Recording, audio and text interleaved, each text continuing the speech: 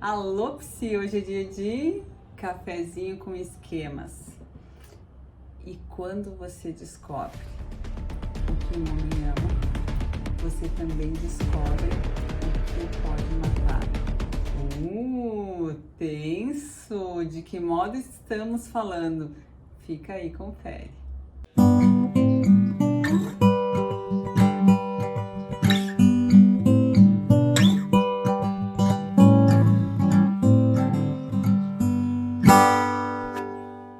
Alô, Psi! Então, quem aí já adivinhou que modo é esse? Que eu usei a frase do pinguim do Batman para descrever. Então, esse é um hipercompensador, o último da nossa série, é o modo predador.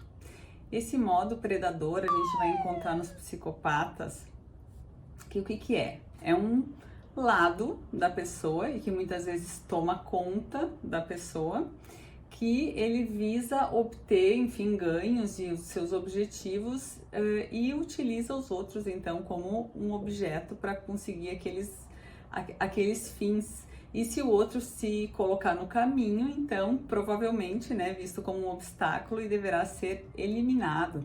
Então, aí a gente chega às vias de fato, né, no caso dos psicopatas, mas a gente tem também, muitas vezes, aquele psicopata ou sociopata que vai fazer outro tipo de ação que também lesa as pessoas sem culpa, sem demonstrar culpa ou remorso.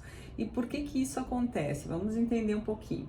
Claro que aí a gente vai ter que entender que é multifatorial aqui. Tem muitas pessoas que têm a questão orgânica e genética que vai estar ajudando, mas vamos tentar entender de uma forma mais global, senão a gente precisaria de uma live aqui para falar.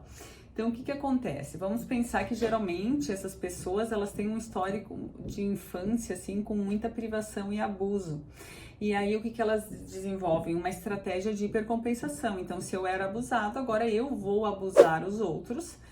Enfim, vou utilizar isso sem nenhum critério de responsabilidade ou de normas sociais, porque isso não me cabe. Aquela pessoa vai desenvolver lá aquele modo criança indisciplinada lá atrás, que vai atrás do que quer, impulsiva, e depois, né, tende a ir nesse crescente de evoluir para um modo de enfrentamento mais disfuncional, até para a questão social.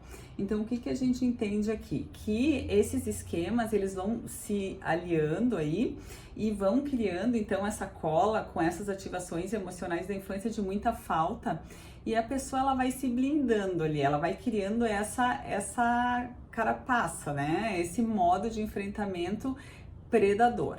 E aí, no momento que ela se identifica com essa marca, ou seja, com esse conceito do que ela também começa a coisificar o outro. Então, se ela é esses esquemas, né, não é um modo dela, um lado dela, ela é toda isso, então o outro também é uma coisa. Então ela vê a outra pessoa como um conceito. Então muitas vezes eles se referem, né, àqueles babacas, aqueles idiotas, ou até talvez se refira como uma descrição daquela etnia, ou aquelas pessoas daquele time, ou enfim, ele vai colocar a pessoa numa situação onde ela não é mais um ser humano, e sim um objeto ali para ele atingir os objetivos que ele quer, para ganhar dinheiro, ou para sucesso, ou para poder mesmo, ou mais também pelo prazer de ter o poder sobre aquela pessoa de forma assim que não tenha nenhuma regra.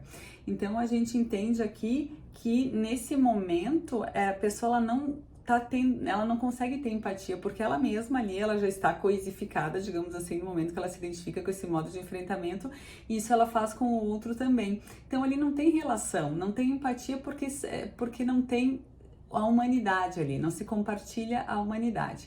E aí o que se faz?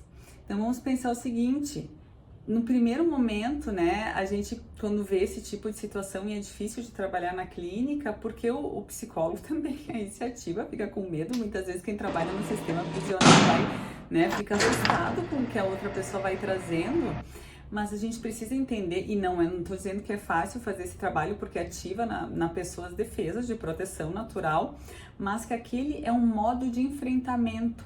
E quando a pessoa consegue tomar distância disso, isso é feito muito já tem muitos trabalhos feitos assim, onde a pessoa consegue entender, né, essa pessoa que usa esse modo de enfrentamento, que este é um modo dela.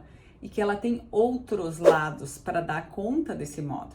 Porque se a gente faz isso também de achar que ela é toda aquilo, aí não tem como trabalhar.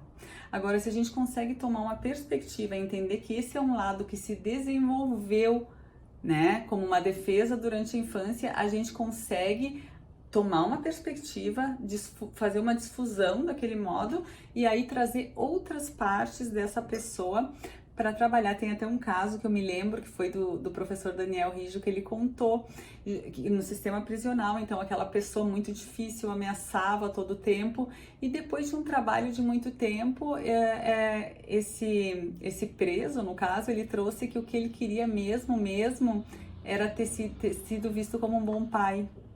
Então, entende que ali tem um outro lado, claro que é de difícil acesso, gente, mas que tá ali. Então aí a gente precisa trazer essa complexidade para a personalidade humana se a gente quiser trabalhar também com esse perfil. Tá certo? Porque o nosso objetivo, né, como psicólogo, não é julgar, mas sim poder entender e aí integrar essas partes do indivíduo para que depois, quem sabe, né, a gente possa também, numa questão social maior, poder auxiliar com que essas partes da sociedade aí possam também funcionar de uma maneira mais saudável.